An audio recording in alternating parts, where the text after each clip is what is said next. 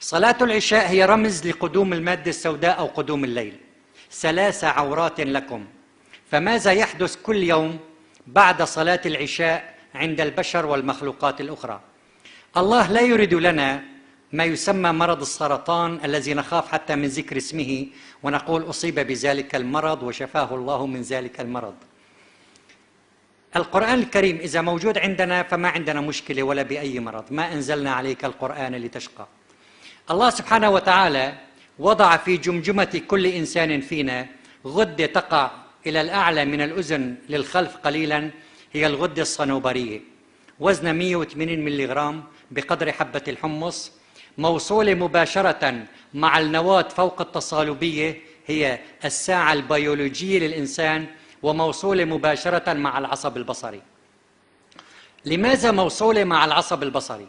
هذه الغدة الصنوبرية وهذا شكلها موصولة مباشرة مع شرايين الدم. كل يوم وبتوقيت إلهي مذهل حينما يحل الظلام تماما، طبعا بعد المغرب لا يحل الظلام تماما، لذلك قال تعالى ومن بعد صلاة العشاء تستعد هذه الغدة فعلا لإفراز مادة طبية يعرفها السادة الأطباء، هي مادة الميلاتونين. لقاح مجاني يومي الله وضعه عندنا، تبدأ بإفراز مادة الميلاتونين، تسري مجانا في كل دم الإنسان فتمنع الأكسدة في الخلايا وتمنع مرض السرطان. لكن هذه الغدة لا تعمل إلا في الظلام. متى ما كانت العين تتعرض إلى الضوء بعد صلاة العشاء تعطي أمرا عن طريق النواة فوق التصالبية الغدة الصنوبرية لم يأتي الليل، فأنا أمنع عن نفسي اللقاح إذا تعرضت إلى الضوء بعد صلاة العشاء. الله سبحانه وتعالى يقول فالله يقول فمحونا آية الليل وجعلنا آية النهار مبصرة. الله محى آية الليل، نحن بأخطائنا الكثيرة جعلنا آية الليل مبصرة أكثر من آية النهار.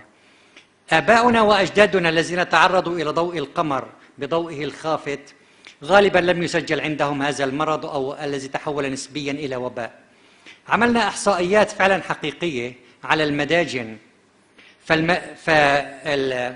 فالإنسان الذي يربي الدواجن بشكل حر وطبيعي لم يسجل أي إصابة بالسرطان على الإطلاق، لأنه ينام في بداية الليل ويستيقظ مع الفجر، الديكة العادية. أما المداجن الصناعية حيث يقومون بإيقاظ الطيور ليلا لإطعامها، ففعلا كانت إصابات السرطان بحوالي 30% من مجمل الإصابات. هي موضوع حقيقي، أجرينا بحوالي 50 مدجنة حقيقيا. فالمداجن الصناعية هنالك إصابات بالسرطان، لكن الطيور الطبيعية يعني لم يصب أي إصابة.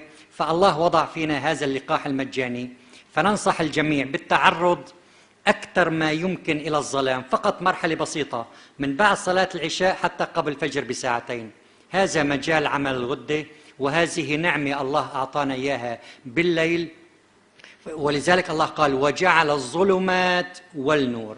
نحن أهملنا الظلمات وحاربناها بالإضاءات الصناعية وركزنا كثيرا على النور، لكن جعلت الظلمات قبل النور كفائدة منها.